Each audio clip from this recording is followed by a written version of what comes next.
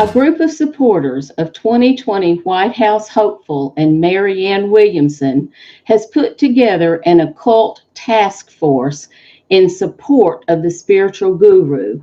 However, her campaign is none too pleased about the move.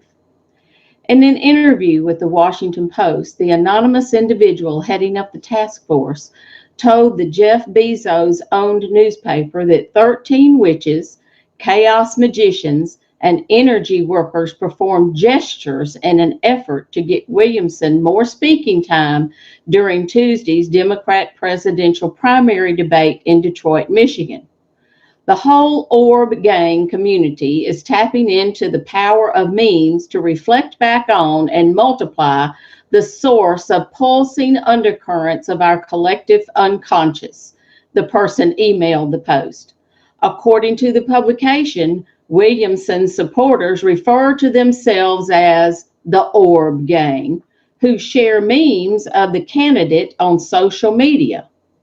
After catching wind of the task force, the Williamson campaign told the Post that it's deeply uncomfortable with their activities, citing their usage of the term occultist. I'm very, very concerned about the word occultist, Patricia Ewing, the spiritual guru's campaign spokesperson, told the newspaper before stating she was unaware of the task force's existence. In a tweet last week, Williamson declared she is not a cult leader, nor anti-science after claims about her purported opposition to vaccinations circulated on social media. I'm not a cult leader. I'm not anti-science. That one is almost funny given how much I quote Einstein. And I am not an anti-vaxxer, she tweeted, hoping that if I repeat it 3 to 4 times a day, I might penetrate the field of lies created to keep some people out of the conversation. Williamson is making headlines following last night's breakout debate performance in which she claimed President Donald Trump is emboldening a dark psychic force in the United States and warned the Democratic Party faces very dark days unless it addresses systemic issues facing the country. She was the most searched Democrat candidate on Google during the debate and earned top billing on the Drudge Report straw poll, having nearly 50% votes on there. Now, I'm going to say this, people. If this doesn't drive you to your knees to pray, let me tell you something about the witches and the warlocks and the New Age people.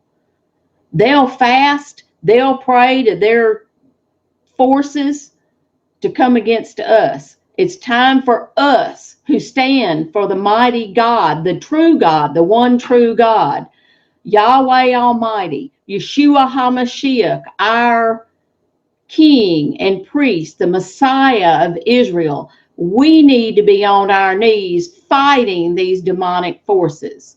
Remember what it says in Ephesians.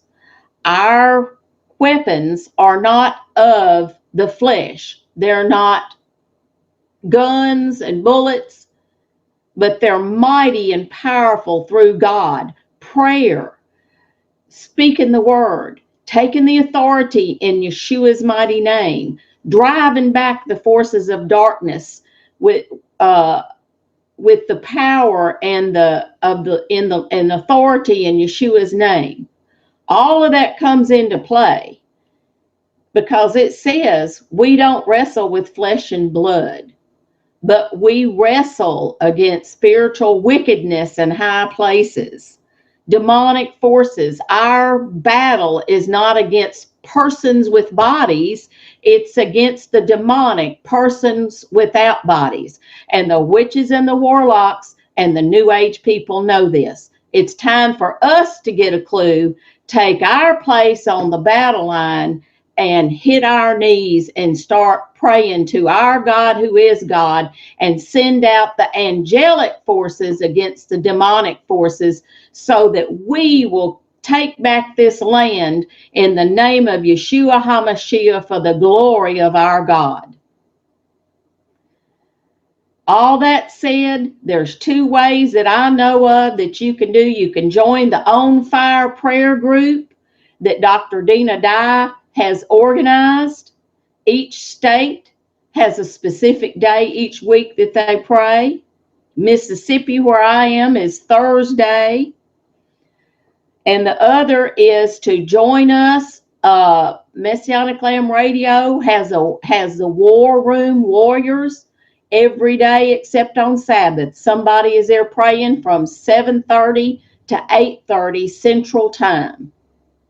So I am really encouraging people, if we don't defeat Hasatan in the heavenlies, he's going to take over this country. We need to get out there and hit our knees.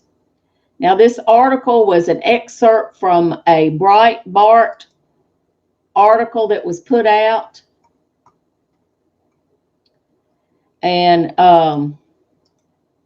if y'all want to go look it up, it was an article by Joshua Kaplan, August 1st, 2019, from Breitbart. Check it out. Now, hallelujah for our God. We know we win in the end because Satan is already defeated, but we have to be the enforcers. Like I said, Hasatan is not some cartoon character dressed in a red onesie with horns and a tail. He's a very astute adversary, and we need to stand against him, or he's going to take us captive. Okie dokie, see y'all later, and as I say, be blessed and not stressed. Shalom.